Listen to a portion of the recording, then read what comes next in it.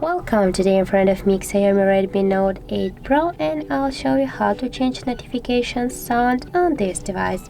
So first you should go to the settings application and scroll down to the sounds and vibration. Here you will see the notification sound section. Just tap there, and as can you see, we got here the nature droplets. Right now we can switch your notification sound to these ones, or you also go here to the all ringtones folder, and you can choose your new notification sound from your local ringtones, from your, for example, voice recorder or file manager, or the music from your device. Also, you can just downset the ringtone or just select one from these default notification. For example, we can go with the redder one, and now just go back twice, and you'll see that your notification sound has changed successfully to the another one. So that's how it looks.